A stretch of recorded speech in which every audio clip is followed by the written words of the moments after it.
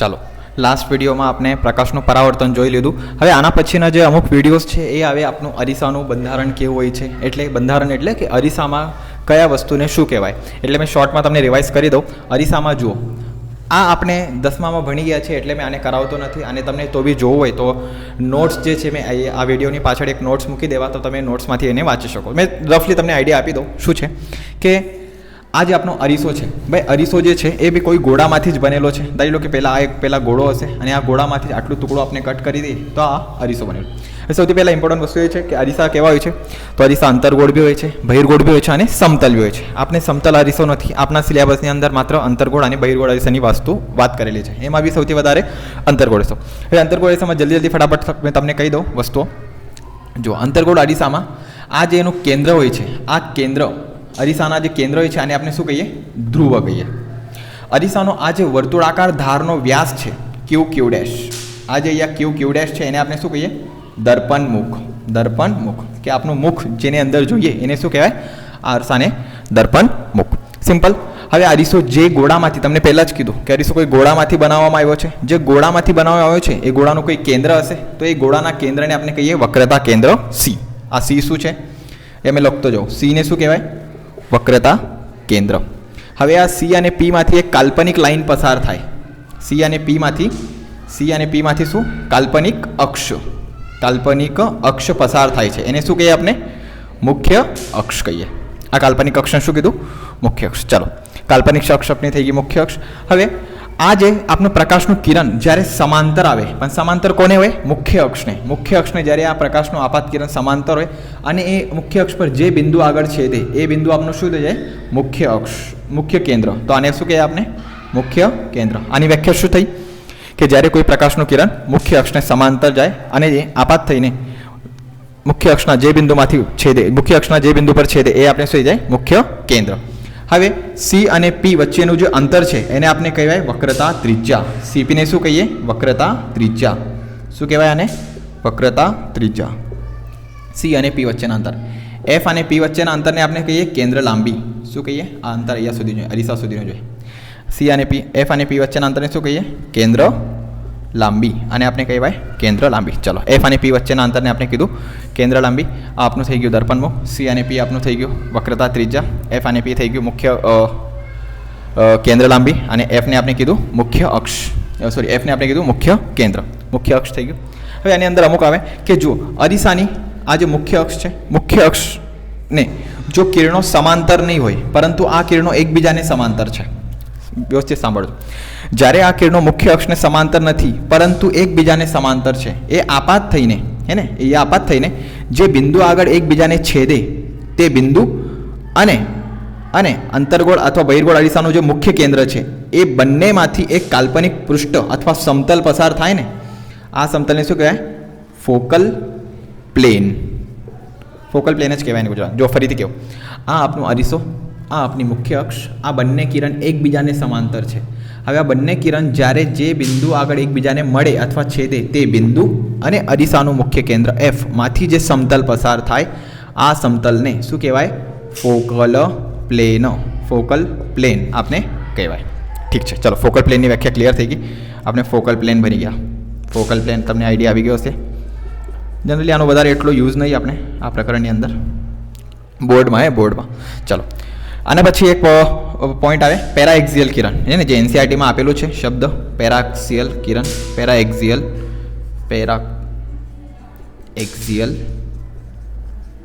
પેરાએક્ઝિયલ કિરણો એટલે કંઈ નથી, સિમ્પલ. આ આપનો અરીસો, આ આપની મુખ્ય અક્ષ, અરીસાની મુખ્ય અક્ષની ખૂબ જ નજીકથી પસાર થતા કિરણોના સમૂહ. અરીસાની મુખ્ય અક્ષના ખૂબ જ નજીકથી, આ તો બહુ દૂર છે વાસ્તવમાં છે ને. આ આપણી મુખ્ય અક્ષની એકદમ જ નજીકથી જે કિરણોનો સમૂહ પસાર થાય ને, આવા કિરણોના સમૂહને આપણે શું કહીએ, પેરાએક્ઝિયલ કિરણ. મુખ્ય અક્ષની ખૂબ જ નજીકથી જે કિરણો પસાર થાય એને આપણે કહીએ પેરાએક્ઝિયલ કિરણ. ચલો, પેરાએક્ઝિયલ કિરણ છે. આની પછી અમુક બીજા કિરણો બી આવે જેને આપણે કહીએ માર્જિનલ કિરણ. માર્જિનલ કિરણો એટલે શું હોય સર? ભાઈ, માર્જિનલ કિરણો એટલે કંઈ નથી, આ આપનો અરીસો. બહિર્ગોળ માટે બી સેમ વસ્તુ, આ આપનો અરીસો. આ મુખ્ય અક્ષ છે. મુખ્ય અક્ષથી ખૂબ જ દૂરથી, મુખ્ય અક્ષથી જરીક દૂર છે, ખૂબ જ એટલે એટલું વધારે નહીં, પણ મુખ્ય અક્ષ અમુક 2 સેન્ટીમીટર 3 સેન્ટીમીટર અથવા 4-5 મીટર એ બી ખૂબ મોટું થઈ જાય. તો મુખ્ય અક્ષથી દૂરથી જે કિરણો દૂરથી પસાર થાય એને આપણે શું કહીએ? માર્જિનલ કિરણ. માર્જિનલ એટલે શું? કે મુખ્ય અક્ષથી દૂર, અને પેરાક્સિયલ એટલે શું? મુખ્ય અક્ષની નજીક. તો ભાઈ આ અરીસાની એકદમ વાતો કહી દીધી જે 10મામાં બી આપણે ભણી ગયા હતા, અને મેં એવું ઈચ્છું છું કે આ તમને ખબર હશે. નહીં ખબર હોય તો મેં ભણાવ્યું છે એને એકવાર વિડીયો પોઝ કરીને તમે જોઈ શકો છો. ચાલો, અથવા મેં આનું એક પેજ બી મૂકી દેવા વિડીયોના અંતમાં, એટલે તમે એની વ્યાખ્યા નોટ ડાઉન કરી હોય તો કરી શકો. ચાલો, હવે આપણે ચેપ્ટર પર પાછો આવીએ. ભાઈ આપણે પરાવર્તન તો ભણી ગયા છે. અરીસામાં જે પરાવર્તન પૂછાય આપણને પૂછાય છે એ પરાવર્તન આપણે ભણી ગયા છે. હવે આ પરાવર્તન ભણી ગયા છે તો આનામાં નિયમો બી આપણે યાદ છે. પણ જ્યારે આપણે અમુક વાર અરીસા વિશે વાત કરીએ તો તમે એવું 10મામાં બી જોયું હશે કે ભાઈ આપણું પ્રતિબિંબ જ્યારે અરીસાના મુખ્ય કેન્દ્રથી દૂર હોય, સીથી દૂર હોય, સી પર હોય, એફ પર હોય, એફ અને પી પર હોય, ત્યારે પ્રતિબિંબ ક્યાં રચાય? હવે મેં એવું ઈચ્છું છું કે આ વસ્તુ તમે 10મામાંથી વ્યવસ્થિત ભણીને આવ્યા છો એટલે આ તમને ખબર હશે. અને જો ની બી ખબર હોય તો જરાક એ ચોપડીમાંથી તમે રિવાઇઝ કરી શકો. 12મામાં બી અમુક રેફરન્સ બુકની અંદર આપણને આપેલું હોય છે. અને તો બી જો નહીં ખબર પડે તો એકવાર તમે પૂછવું હોય તો મને પૂછી શકો. હવે બીજી વસ્તુ એ છે, એટલે એકવાર તમને રિવાઇઝ કરવું પડશે. ચાલો, હવે આપણે જોઈએ કે આ ચેપ્ટરની અંદર આપણી શરૂઆત ક્યાંથી થાય. તો આપણી જે શરૂઆત થાય છે એ સંજ્ઞા પદ્ધતિ. એને આ એક ટોપિક આપેલો છે. આ બી આપણે 10મામાં તો હતો જ, પણ મેં શોર્ટલી તેને જરાક ક્વિકલી કહી દઉં તમને. સંજ્ઞા પદ્ધતિમાં 3 પ્રકારે આપણે સંજ્ઞા પદ્ધતિનો ઉપયોગ કરીએ. ધારી લો કે આપનો અરીસો છે. ભાઈ મેં અંતર્ગોળ અરીસો કહેતો છું, બહિર્ગોળ માટે બી સેમ વસ્તુ આવશે. ચાલો, આ આપનો અંતર્ગોળ અરીસો છે, આ આપણી મુખ્ય અક્ષ છે. જ્યારે આપણી આપાત કિરણની દિશામાં બધા અંતરો, પહેલો પોઈન્ટ શું છે સંજ્ઞા પદ્ધતિનો? તો બધા જ અંતરો કાથી માપવામાં આવે? ધ્રુવ પીથી. હે ને? બધા જ અંતરો કાથી માપવામાં આવે? ધ્રુવ પીથી અથવા પીની સાપેક્ષે. આ આપણો ધ્રુવ, હમણાં જ કીધું, ધ્રુવથી બધા અંતરો માપવાના. બીજો પોઈન્ટ એકદમ ઇમ્પોર્ટન્ટ અને ઇઝીલી પોઈન્ટ, આપાત કિરણની દિશામાંના બધા જ અંતરો શું લેવાના? ધન. આપાત કિરણની દિશામાંના બધા જ અંતરોને આપણે શું લઈશું? ધન. સિમ્પલ. ત્રીજો પોઈન્ટ, એટલે આની સાથે જ જો આપાત કિરણ દિશામાંના બધા અંતર ધન, તો એનું ઊંધો પોઈન્ટ શું થાય? આપાત કિરણની વિરુદ્ધ દિશામાંના અંતરો શું થઈ જાય? અંતરો ઋણ થાય. આપાત કિરણની વિરુદ્ધ દિશામાંના અંતર શું થશે? ઋણ. અને ત્રીજો પોઈન્ટ એકદમ ઈઝી છે. જો આપાત કિરણ થઈ ગયું, ભાઈ આ દિશામાં જે બધા અંતરો હશે ને આપાત કિરણ બી, અને ધ્રુવોની સાપેક્ષે આપણે બી આ બાજુ જશું તો ધન, ને આપાત કિરણની વિરુદ્ધ દિશામાંના જે અંતરો હોય, આપાત કિરણની વિરુદ્ધ દિશામાંના બધા અંતરો શું થઈ જાય? માઇનસ. એટલે ક્વિકલી રિવાઇઝ કરે, એટલે જરાક કહી દો. ધારી લો કે આ એફ થઈ ગયું કેન્દ્ર લાંબી, હમણાં જ કીધું. આ કેન્દ્ર લાંબી અહીંયા પ્લસ આવશે કે માઇનસ? તો અહીંયા માઇનસ આવશે. કેમ માઇનસ આવશે? આપાત કિરણ આ બાજુ છે, આપણે આ બાજુ. આપાત કિરણ આ બાજુ, આપણે આ બાજુ. આપાત કિરણની વિરુદ્ધ દિશામાંના બધા અંતરો ઋણ, અને આપાત કિરણની દિશામાંના બધા અંતરોને શું લઈએ? ધન. ત્રીજો પોઈન્ટ એકદમ ઈઝી છે. આ મુખ્ય અક્ષની ઉપરના બધા જ અંતરોને આપણે ધન લઈએ, મુખ્ય અક્ષની નીચેના બધા જ અંતરોને શું લઈએ? ધન. તો કહી દીધું મેં. આ મુખ્ય અક્ષની ઉપરના અંતરોને શું કહીએ? ધન. આ મુખ્ય અક્ષની નીચેના અંતરોને શું કહીએ? ઋણ. મુખ્ય અક્ષની નીચેના અંતરોને આપણે શું કહીએ? ઋણ. અને મુખ્ય અક્ષની ઉપરના અંતરોને આપણે શું કહીએ? ધન કહીએ છીએ. ચાલો, આ વસ્તુ યાદ રાખો. આ સંજ્ઞા પદ્ધતિ થઈ ગઈ. હવે જરીક આપણે આગળ વધીએ. હવે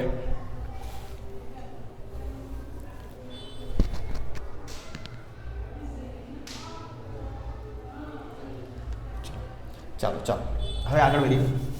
સંજ્ઞા પદ્ધતિ જરીક આપણે ખ્યાલ હોવો જોઈએ, એમ બી આ વસ્તુ 10મામાંથી. હવે આપણે જોઈએ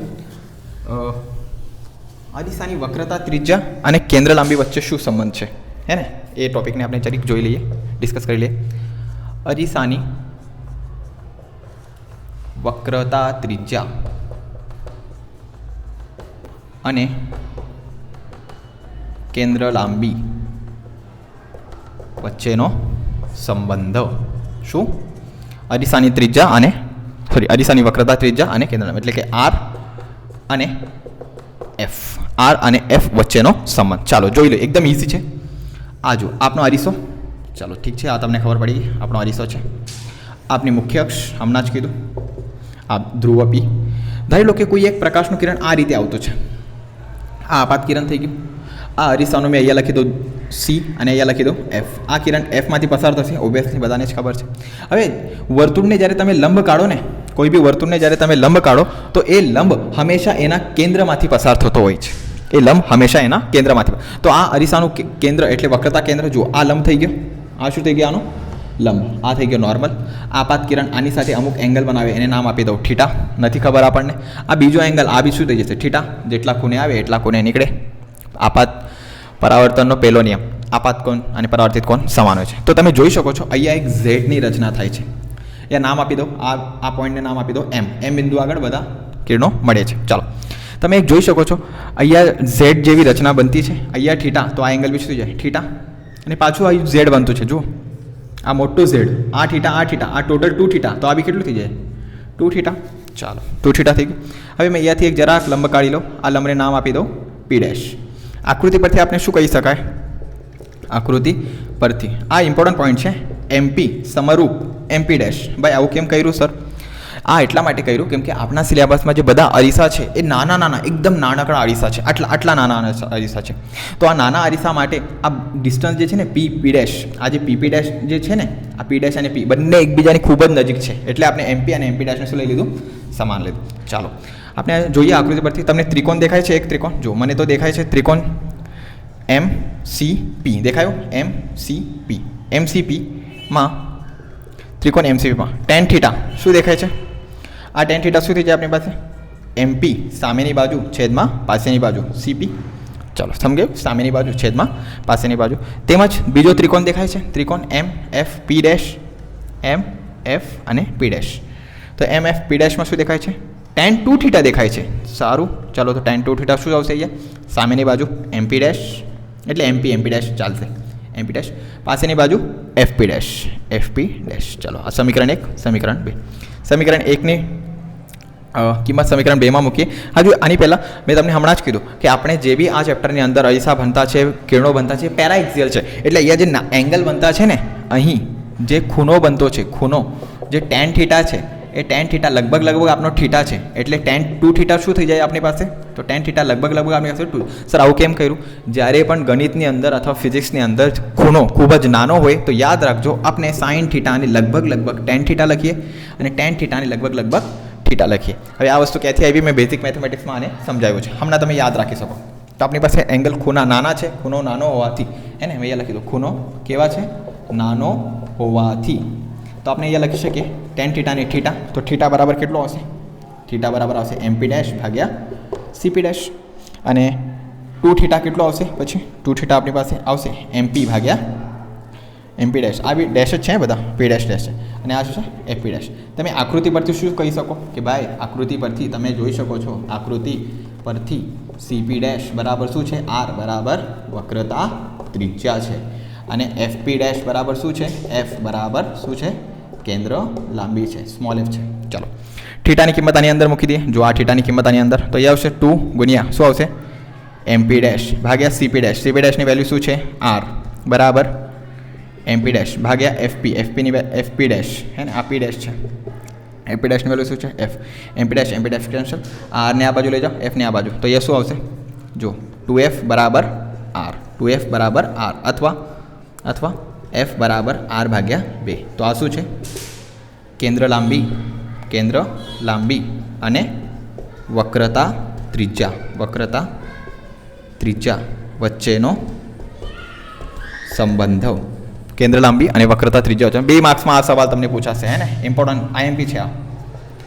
2 માર્ક્સમાં આ તમને પૂછી શકાય કે ભાઈ શું. મેં આની અંદર માહિતી નથી લખી, માહિતી તમે જાતે બી લખી શકો કે ભાઈ એક અંતર્ગોળ અરીસો આપેલો છે, અંતર્ગોળ અરીસા પર એક આપાત કિરણ આપાત થાય છે, જે અમુક થીટા ખૂણે આપાત થાય છે અને થીટા ખૂણે જ પાછું નીકળે છે, જે મુખ્ય અક્ષના મુખ્ય કેન્દ્ર Fમાંથી પસાર થાય છે. અહીંયા લંબ દોરેલો છે જે Cમાંથી પસાર થાય છે, જેને N નામ આપેલું છે. પછી આકૃતિ પરથી 2 કોના બની ગયા છે, થીટાની કિંમત આની અંદર મૂકી દીધી એટલે સોલ્વ હે ને. આ બેઝિક છે એટલે 2 માર્ક્સમાં આપને પૂછી શકાય, તમે આને આ રીતે બી લખવું હોય તો લખી શકો. હવે જે સૌથી ઇમ્પોર્ટન્ટ પોઈન્ટ છે અથવા જે ટોપિક છે, ચલો આને નોટ ડાઉન કરવું હોય તો કરી શકો. ચલો આગળ વધીએ. હવે જે સૌથી ઇમ્પોર્ટન્ટ આ ચેપ્ટરનું જે આત્મા જેને આપણે કહીએ, જેના માટે બધા જ વિદ્યાર્થીઓ એવું કહે કે ભાઈ જે ખબર નહીં પડતી અમુક લોકોને, એટલે કંઈ નહીં અરીસાનું સૂત્રની વાત કરું છું મેં હે ને. હવે આપણે અરીસાના સૂત્ર પર આવીએ. અરીસાનું સૂત્ર આપણે હવે ડિસ્કસ કરીએ. જો અરીસાના સૂત્ર માટે આપણે 2 પોઈન્ટ યાદ રાખીએ. અરીસાનું જો 1 મિનિટ વિડીયો ચાલુ છે આપણો, યસ વિડીયો ચાલુ છે. અરીસાના સૂત્ર માટે આપણે ખાલી 3 પોઈન્ટ યાદ રાખવાના છે. મેં ખાલી 3 પોઈન્ટમાં તમને આખું અરીસાનું સૂત્ર કરાવી દઉં. ચાલો પહેલો પોઈન્ટ ડિટેલમાં ભણીએ, કેમ કે આ 4 માર્ક્સમાં આવતો બહુ જ ઇમ્પોર્ટન્ટ પ્રશ્ન છે. ચાલો મેં લખી દઉં અરીસાનું સૂત્ર. 10માં આપણે યાદ રાખેલું હતું અરીસાનું સૂત્ર. એ રીતે જ અહીંયા બી યાદ રાખજો. 1/f બરાબર 1/v plus 1/u. That is all. આ આપણે સૂત્ર સાબિત કરવાનું છે. ચાલો એકદમ શાંતિથી જોઈએ, એકદમ શાંતિથી. ચાલો જો એક વસ્તુ સાંભળજો, મેં અહીંયા અમુક માહિતી નથી લખતો, મેં બોલી જાઉં છું, હે ને. મેં અહીંયા દરેક માહિતી નથી લખતો કે આકૃતિમાં દર્શાવ્યા અનુસાર મેં બોલી જાઉં છું. એટલે તમે જ્યારે બોર્ડની અંદર આ સવાલ લખતા હો, કંઈ નહીં એવું હોય તો મેં અહીંયા લખી દઉં આ અરીસાનું સૂત્ર ઇમ્પોર્ટન્ટ છે એટલે એની અંદર લખી દઉં. પણ અમુક જે આવતી આગળની થિયરી હશે એના મેં નહીં લખીશ. હવે તમે એકવાર જોઈ લો કે મેં કઈ રીતે લખતો છું, તમે બી એ રીતે એને કોપી કરીને જોઈ શકો. ચાલો ધારી લો કે આપણી પાસે અરીસો છે. આ વસ્તુ જે મેં છે એ તમને રટ્ટાની મારવાની હોય. ડાયરેક્ટ આકૃતિમાં તમે જે કરતા છો એ લખવાનું હોય. અરીસાનું ધ્રુવ, મુખ્ય અક્ષ.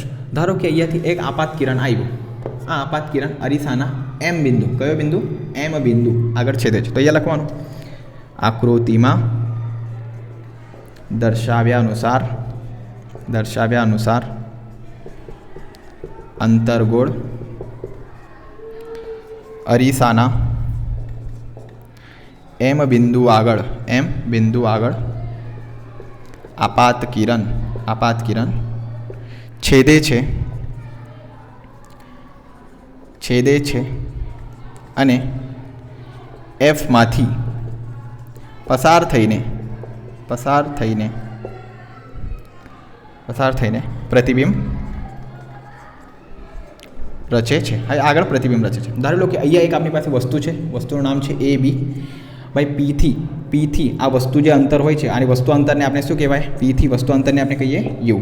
તો આ પી બિંદુ થઈ ગયો. અહીંયાથી અરીસાથી જ જવાનું. તો અહીંયા શું છે? યુ છે. હવે આ એક કિરણ, વસ્તુમાંથી એક કિરણ સીધું કાઢવાનું. સીધું કિરણ કોનામાંથી પસાર થાય? એફમાંથી. વસ્તુ ક્યાં છે આપણી? વસ્તુ છે સીથી દૂર, વક્રતા કેન્દ્ર સીથી દૂર. યાદ રાખજો, જ્યારે બી વસ્તુ વક્રતા કેન્દ્ર સીથી દૂર હોય તો પ્રતિબિંબ સી અને એફની વચ્ચે રચાય છે. આ ક્યાંથી આવ્યું સર? આ આપણને 10માં ભણી ગયા છે એટલે મેં અહીંયા કરાવ્યું નથી. ચાલો સીથી દૂર છે વસ્તુ, અહીંયા લખી દો. વસ્તુ એ બી કાં મૂકેલી છે? સી એટલે વક્રતા કેન્દ્ર સીથી દૂર મૂકેલી છે. વક્રતા કેન્દ્ર સીથી દૂર મૂકેલી. ચાલો આગળ વધીએ. હવે વસ્તુમાંથી એક કિરણ કાઢવાનું, જે એફમાંથી પસાર કરવાનું. એફમાંથી જો કિરણ પસાર થાય તો એ સમાંતર થઈ જાય. યાદ રાખજો, સીધું જાય તો એફમાંથી જાય તો સીધું જાય તો એફમાંથી જાય તો સીધું. અહીંયા વસ્તુ રચાઈ ગઈ. વસ્તુ કેવી મળી? વાસ્તવિકમાં કિરણ મળ્યા છે. અને આ રીતે બાંધ દર્શાવવાના છે ભાઈ. આ પરાવર્તિત કિરણ, આપાત કિરણ. અહીંયા વસ્તુ વાસ્તવિક છે પણ કેવી છે? ઉલટી. બી ડેશ એ ડેશ આવ્યું ને, એ બી. અને અહીંયા શું કહેવાય? અને વસ્તુ કરતાં તમે આને સ્કેલથી વ્યવસ્થિત ડ્રો કરો તો વસ્તુ કરતાં આ પ્રતિબિંબ કેવું હોય છે? કદમાં નાનું હોય છે. આ પ્રતિબિંબ કેવું હોય છે? કદમાં નાનું હોય છે. ચાલો તો ભાઈ વસ્તુ અંતરને યુ કીધું તો પ્રતિબિંબ અંતરને શું કીધું? વી કીધું. ચાલો આ ખબર છે. સી અને પી વચ્ચેનું અંતર આપણને ખબર છે. આને શું કહેવાય? વક્રતા ત્રિજ્યા કહેવાય. ઓકે. એફ અને પી વચ્ચેના અંતરને શું કહેવાય? તો આને કહેવાય કેન્દ્ર લાંબી, એફ કહેવાય. બરાબર. તો આ લખવું હોય તો લખી શકો. અહીંયા મેં લખી દો વસ્તુ અંતર બરાબર શું કીધું છે? યુ. વસ્તુ અંતર યુ શું છે? તો વસ્તુ અંતરને આપણે કીધું છે બીપી. અહીંયા લખી દો મેં બીપી બરાબર શું છે? યુ. પ્રતિબિંબ અંતર. તો પ્રતિબિંબ અંતર શું છે? તો પ્રતિબિંબ અંતર બી ડેશ પી. તો બી ડેશ પી બરાબર શું છે આપણી પાસે? વી. બીજું ભાઈ અહીંયા તમે ચોપડીમાં જોઈ શકો, આ એમપી છે ને, અહીંયાથી નાનો એક રેખાખંડ ડ્રો કરવામાં આવે તો આને પી ડેશ કહેવાય. અને મેં અહીંયા લખી દઉં કે એમપી સમરૂપ શું છે? MP dash. જે રીતે મેં વક્રતા ત્રિજ્યા અને એફમાં કીધું ને હમણાં, એ જ. તો આ બંને ખૂબ જ નાના હોય છે. તમે આને બીપી લખો કે બીપી ડેશ લખો, એનાથી કંઈ એટલો વધારે ફરક પડતો નથી. સમજાયું? ચાલો આ બી ડેશ પી છે, હે ને? ચાલો કેન્દ્ર લાંબી. તો કેન્દ્ર લાંબી શું છે આપણી પાસે? તો કેન્દ્ર લાંબી તમે જોઈ શકો છો. કેન્દ્ર લાંબી એફપી શું છે? Small F. અને વક્રતા ત્રિજ્યા. તો વક્રતા ત્રિજ્યા સીપી બરાબર શું થઈ ગયું? Capital R. ગરમી થાય છે હવે.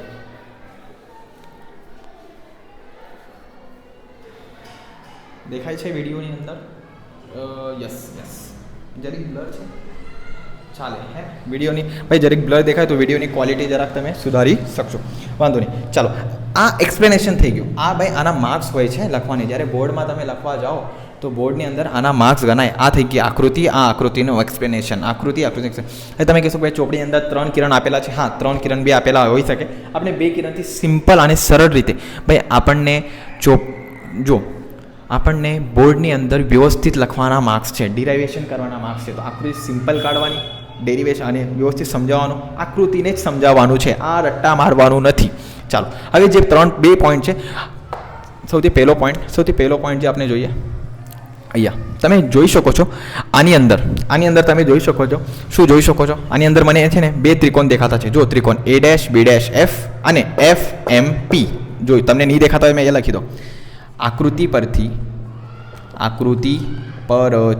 જો આકૃતિ પરથી ત્રિકોણ A dash B dash F અને ત્રિકોણ F P ડેશ M. ભાઈ હમણાં જ કીધું MP ડેશ હોય કે MP હોય બંને સેમ જ છે. તો આપણે લખીએ F P M. કેવા છે? સમરૂપ ત્રિકોણ છે. સમરૂપ ત્રિકોણ છે. કેમ સમરૂપ છે? કેમ કે બંનેમાં ખૂણો અને બાજુ કેવી છે? સમાન છે. જો આ ખૂણો 90 છે, આ ખૂણો 90 છે. આ એક કોણ અને આ એક કોણ કેવા છે? સામેવાળા છે અને એક બાજુ આની અંદર સમાન છે. ચાલો, નહીં દેખાતા હોય મેં સાઈડમાં લખી દો. આ એક્ઝામમાં ડ્રો નહીં કરવાનું. આ આપનો ત્રિકોણ થઈ જશે. કયો ત્રિકોણ? A dash B dash F અને આ બીજો ત્રિકોણ તમારો, આ બીજો ત્રિકોણ છે અહીંયા MP હે ને. આ સમરૂપ ત્રિકોણ થઈ ગયા, સામેવાળા. હવે સમરૂપ ત્રિકોણની સિમ્પલ શરત શું છે ભાઈ? આ બાજુના છેદમાં આ બાજુ, આ બાજુના છેદમાં આ બાજુ. હવે જુઓ શું આવશે? A ડેશ B ડેશ લીધું. આની છેદમાં શું લખશો? A dash F. હવે આ લખતી વખતે યાદ રાખજો, જો તમે આ બાજુ લીધું તો આની સામે એક્ઝેક્ટલી આ બાજુ લખવાની. તો અહીંયા શું આવશે? MP ભાગ્યા શું આવશે? FP. ચાલો, MP ભાગ્યા FP. હવે જરીક આકૃતિ પરથી ધ્યાન આપજો ભાઈ. આ જેટલું MP છે, આ જેટલું MP છે એટલું જ તો AP છે. આ MP છે, આ AB છે, આ MP છે, આ AB છે. તમે અહીંયા શું લખી શકો? આકૃતિ પરથી શું આવશે? MP is equal to AB લખી શકાય કે નહીં? જોઈ શકો છો. MPB આટલું છે, FBB એટલું છે, FPB આટલું છે. તમે કહેશો સર આ ભાઈ વક્ર નથી, બહુ નાનું ત્રિકોણ છે, બહુ નાનો કોણ છે, બહુ નાનો ખૂણો બનતો છે. તો અહીંયા MP ડેશ લોકો કે MP લોકો સેમ જ છે. તો આ AB અને આ MP, AB અને MP સેમ છે. તો આ પોઈન્ટને ખાસ યાદ રાખજો. કીધું ને તમને 3 પોઈન્ટમાં યાદ રાખવાનું છે. પહેલો પોઈન્ટ થઈ ગયો આકૃતિ, બીજો પોઈન્ટ થઈ ગયો આપનો આ, ત્રીજો પોઈન્ટ એટલે ડેરિવેશન જ ખતમ. જો આ બીજો પોઈન્ટ છે, MP અને AB સમાન છે. તો મેં અહીંયા MP ને AB લખી દઉં. તો જુઓ A ડેશ B ડેશ ના છેદમાં A ડેશ F બરાબર MP ને શું લખી શકાય? AB ના છેદમાં શું આવશે? FP. AB ના છેદમાં શું આવશે? FP. AB ને નીચે લઈ લઉં તો જો A ડેશ B ડેશ ના છેદમાં AB ને નીચે લઈ લો. સર આવું કેમ કર્યું? જો તમે જરા કોમન સેન્સ વાપરો કે ભાઈ આ જે AB છે અને આ AB ડેશ છે, AB છે અને AB ડેશ છે. આ આપણને ખબર જ નથી શું છે, A છે કે B છે કે કંઈ ખબર નથી. પણ હા A ડેશ F ખબર છે. કઈ રીતે ખબર છે? તો જુઓ ભાઈ A ડેશ F જે છે આપણી પાસે A ડેશ F છે. A ડેશ નહીં, સોરી અહીંયા મેં B ડેશ F લખવાનો હતો. શું લખવાનો હતો? B dash F. ચાલે સોરી, અહીંયા મિસ્ટેક કરી દીધી મેં. અહીંયા આવશે B ડેશ, અહીંયા આવશે A ડેશ. તો અહીંયા આપણી પાસે શું થઈ જાય? A ડેશ B ડેશ એટલે સેમ જ છે. A ડેશ F એની શું કહેવાય આપણે? B ડેશ F હે ને. આ જે અંતર થઈ જશે આ B ડેશ F. તો ભાઈ તમે એવું કહ્યું સર B ડેશ F ખબર નથી. જો મેં તમને એવું કીધું કે ભાઈ A ડેશ આ અંતરને આ અંતર ખબર નહીં એટલે બંનેને એક સાથે લખી દીધા. તો અહીંયા લખી દો મેં AB. આ બાજુ આપણો શું આવી જશે? આ બાજુ આપણે આવી જશે આને આપણે કહેવાય. જો મેં AB ને આ નીચે લઈ આવ્યો, ફરીથી લખીએ આને, ફરીથી લખીએ. જો મેં શું કર્યું? આ MP છે ને, આ B ડેશ F ને આ રીતે જ લખો. MP ને શું લખી શકાય? AB લખી શકાય અને આને FP લખી શકાય. AB ને નીચે લઈ આવો, A dash B dash, AB આપનો આવશે નીચે, આ આપણે ઉપર જશે B ડેશ F અને અહીંયા આવશે નીચે FP. આ વસ્તુ યાદ રાખજો. હા, તમે કહેશો કે સર B ડેશ F શું છે? તો ધ્યાનથી જોજો. આ ભાઈ આ ટોટલ કેટલું છે? B ડેશથી લઈને P, મને તો દેખાતું છે આ V છે અને FP કેટલું છે? F છે. તો ભાઈ V માંથી F ને બાદ કરો, તો આટલું અંતર કેટલું વધે? તો આટલું અંતર વધે V માઇનસ F.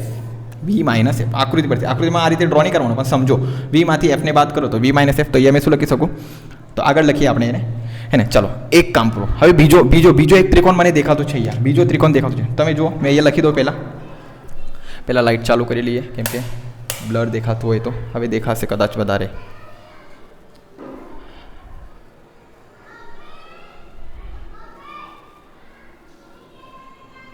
હે ને? ચાલો ચાલો ચાલો, જરાક બ્લર દેખાતું હતું. હવે જુઓ, આકૃતિ પરથી મને બીજો એક ત્રિકોણ દેખાતો છે. આકૃતિ પરથી દેખાતો છે કે ભાઈ વિડીયો બંધ થઈ ગયો.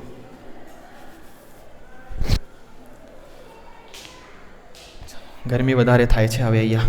ચાલો આ વિડીયો બનાવીને પોઝ કરવું પડે. ચાલો, આકૃતિ પરથી બીજો ત્રિકોણ દેખાતો છે. બીજો ત્રિકોણ શું છે? તો જો ત્રિકોણ એ બી એફ, ત્રિકોણ એ બી પી, ત્રિકોણ એ બી પી અને બીજો ત્રિકોણ અને ત્રિકોણ એ ડેશ બી ડેશ પી. કેવા ત્રિકોણ છે? તો જો આ રીતે તમને દેખાશે. આ એક્ઝામમાં ડ્રો નહીં કરવાનું. આ થઈ ગયો એ બી પી અને અહીંયા ત્રિકોણ છે આપણી પાસે આ થઈ ગયો એ ડેશ બી ડેશ અને પી. આ કેવા છે? સમરૂપ ત્રિકોણ છે. આ કેવા ત્રિકોણ છે? સમરૂપ ત્રિકોણ છે. આ બી કેવા છે? સમરૂપ ત્રિકોણ છે. ભાઈ આ મોટો ત્રિકોણ જુઓ, આ મોટો ત્રિકોણ આપણને આ મોટો ત્રિકોણ તમને દેખાતું નહીં. મેં ત્રીજું કિરણ અહીંયા ડ્રો કરી દઉં, જે ચોપડીમાં ડ્રો કર્યું છે. જુઓ, ફરીથી ડ્રો કર્યું, ફરીથી અહીંયાથી જો, અહીંયાથી આવ્યું. આ જો એ પી બી. તમે કહેશો સર આ ત્રિકોણ જો મેં આમાંથી જ આને પસાર કર્યું, કંઈ પ્રોબ્લેમ નહીં. આ ત્રીજું કિરણ છે આપણું. આ કયું કિરણ છે? ત્રીજું. જો આ એ આવ્યું, અહીંયાથી પાછું આવ્યું, અહીંયાથી આવ્યું અને અહીંયા પાછું આવી ગયું. આકૃતિ એવું હોય તો મેં ફરીથી તમને ડ્રો કરી બતાવીશ. આ ત્રણ આપણે રેખા કાઢેલી છે. આ જો, આ પહેલું આવ્યું એ પી પર આવ્યું અને પી પરથી જેટલા એંગલ પર આવ્યું ને એટલા એંગલ પાછો આવ્યો. ચાલો વાંધો નહીં. તો એ બની ગયો એ બી પી અને એ ડેશ બી ડેશ પી. ચાલો, હવે સમરૂપ ત્રિકોણની અંદર શરત શું હોય છે? તો શરત ભાઈ સિમ્પલ છે. શરત શું છે? એ બીના ભાગમાં તમે શું લખશો? બીપી. પાછું એ ડેશ બી ડેશની ભાગમાં શું લખશો તમે? બી ડેશ પી. હવે સિમ્પલ. એ બીને નીચે લઈ જાઓ. એ બીને શું કરો? નીચે લઈ જાઓ. ચાલો, આ એ બીને નીચે લઈ જાઓ. હમણાં પહેલાં ડેરિવેશન પર ફોકસ આપો. મેં આકૃતિ પાછું ફરી તમને ડ્રો કરી દેવા. તો અહીંયા એ ડેશ બી ડેશના છેદમાં એ બીને લઈ જાઓ. જો તમે મેં શું કરતો છું? એ ડેશ બી ડેશના છેદમાં એ બી અને આ લેજો. આ તો ઉપર આવશે, તો અહીંયા આવશે બી ડેશ પીના છેદમાં શું આવશે? બીપી. અને આકૃતિ પરથી હવે જરીક આપણે આ આપનું થઈ ગયું સમીકરણ 1 અને આપનું થઈ જશે સમીકરણ નંબર 2. તો આપણે સમીકરણ 1 અને 2 પરથી શું લખી શકાય? સમીકરણ 1 અને 2 પરથી શું લખી શકાય? LHS = RHS. ભાઈ આનું LHS જો, આનું LHS જો સેમ છે. તો આ અને આ કેવું થઈ જશે? સમાન. તો અહીંયા આવશે બી ડેશ એફના છેદમાં FP બરાબર બી ડેશ પીના છેદમાં શું આવશે? બીપી. બી ડેશ પીના છેદમાં શું? ચાલો, આ બધાને આપણે આકૃતિ પરથી અંતરો શું છે? અંતરો. તો બી ડેશ એફ આપણી પાસે શું છે? બી ડેશ એફ અહીંયા લખ્યું છે ને મેં? અહીંયા જો, બી ડેશ એફ શું છે આપણી પાસે? વી માઇનસ એફ. એફપી શું છે ભાઈ? એફપી જુઓ, એફપી શું છે? એફ. ચાલો, બી ડેશ પી શું છે? બી ડેશ પી વસ્તુ અંતર છે, પ્રતિબિંબ અંતર છે વી. અને બીપી બીથી લઈને પી શું છે? વસ્તુ અંતર યુ. જો આગળ બી લખેલું છે, પાછું લખી દો. સમીકરણમાં મૂકતા, હે ને? સમીકરણ 3 આવે. સમીકરણમાં મૂકતા. ચાલો, સમીકરણમાં મૂકીએ બધી કિંમત. ચાલો, બી ડેશ એફ શું છે? બી ડેશ એફ વી માઇનસ એફ.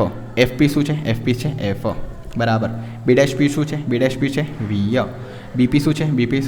બીપી શું છે? યુ છે.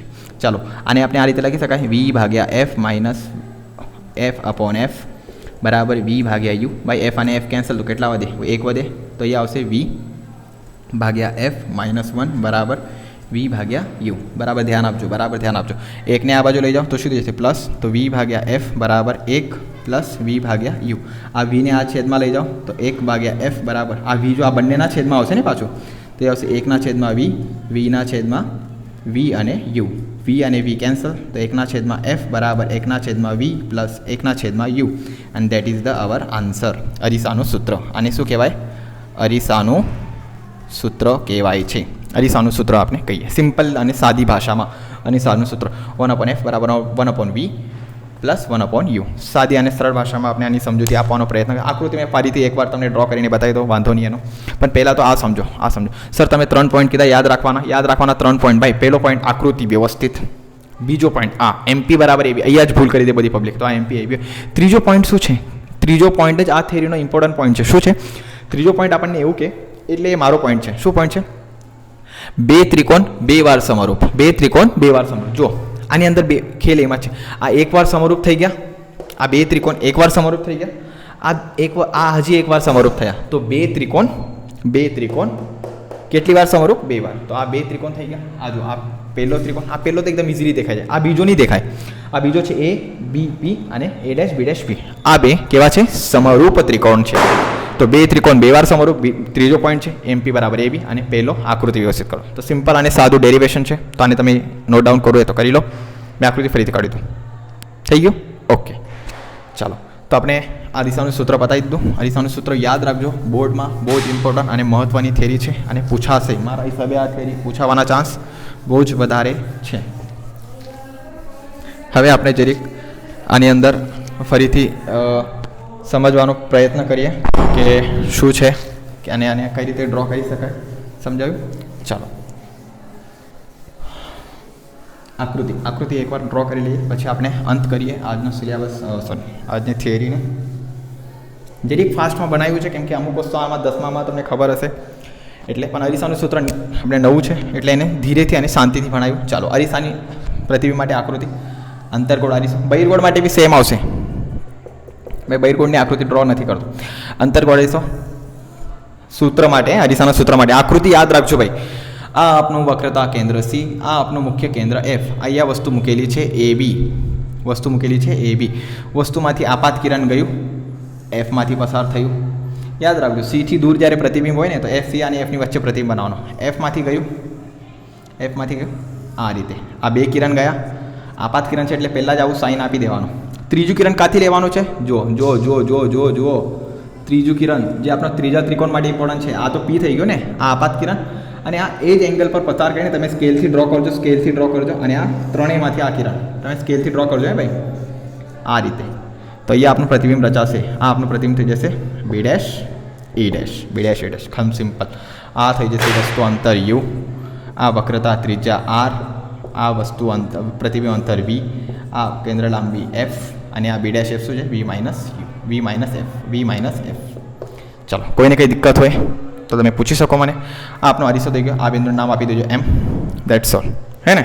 તો આ અરીસાના સૂત્ર માટે આપનું આવશે 1/F બરાબર 1/V પ્લસ 1/U. આને બી યાદ રાખવાની ટ્રીક તમને કહી દો ભાઈ. અરીસાનું સૂત્ર અને લેન્સનું સૂત્ર, સર કન્ફ્યુઝન થાય. કન્ફ્યુઝન કઈ કરવાની વસ્તુની, પહેલાં આપણે કયું સૂત્ર બનીએ, અરીસાનું કે લેન્સનું? તો અરીસાનું. તો ભાઈ અરીસાનું સૂત્ર પહેલાં આવે ને તો પહેલાં આવશે પ્લસ, પહેલાં શું આવશે? પ્લસ. અને લેન્સનું સૂત્ર આપણે પછી બનીએ તો લેન્સના સૂત્રમાં પછી આવશે 1 માઇનસ. પછી એટલે માઇનસ, પહેલાં એટલે પ્લસ. આ યાદ રાખો, પહેલાં એટલે પરથી પ્લસ, પહેલાં એટલે પ્લસ, અને આના પછી આવશે એટલે શું આવશે? માઇનસ. લેન્સ સૂત્ર આપણે પછી ભરીએ એટલે માઇનસ આવશે. ચાલો, આપણે અહીંયા સુધી રાખીએ. Thank you.